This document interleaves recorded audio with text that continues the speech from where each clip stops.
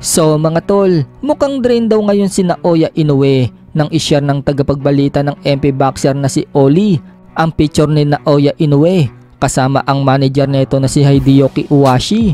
Nakakaisang laban pa nga lang po si Inoue sa Super Bantam, mukhang drain na daw ang itsura nito.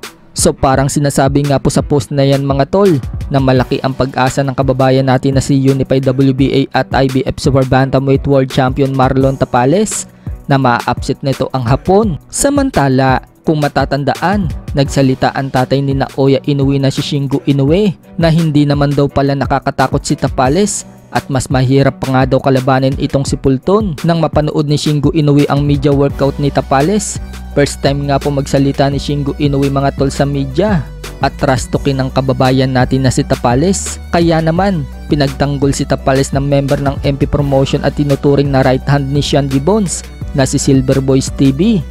Aniya, mukhang kabaliktaran daw ang sinasabi ng tatay ni Inoue. Mukhang siya daw ang natatakot para sa anak niya. May takot daw silang nararamdaman dahil sa boxing may tinatawag daw na reverse psychology. Kapag kasi nire-respeto mo daw ng todo ang kalaban mo, ibig sabihin lang daw niyan hindi mo daw talaga nire-respeto ang lakas ng kalaban mo. Pero kung dinede-respect mo daw ang kalaban mo at sabihin na hindi naman pala malakas si Tapales at hindi nakakatakot, kadalasan daw niyan kabaliktaran daw. Nagpapatunay lang umano na ang mentally nila may takot silang nararamdaman kay Tapales. First time nga daw makita ni Silver Boys TV namang trash talk itong tatay ni Inoue. Nakakapanibago daw at parang nakakawala ng respeto, lalo pat tatay daw ito ni Inoue. A trainer like him kay Tatay Inoue parang parang nakakapanibago at parang nakakawala ng respeto. Of all the people na magsasalita ng ganyan, yung tatay pa ni Inoue. Sa kabilang dako naman mga tol, nagbigay nga din po ng prediction ng pambato natin sa super flyweight na si KJ Kataraha sa laban ni Tapales versus Inoue. Para kay Kataraha, 50-50 daw para sa kanya ang laban ng dalawa.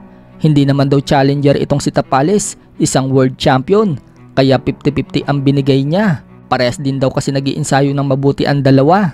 Payo lang ni Kataraha kay Tapales, wag daw siya mag-stay sa harap ni Inoue. Kailangan daw niya ng movement. Magaling daw kasing tumarget itong si Inoue. Ang final prediction nga po niya, matatapos daw sa knockout ang laban.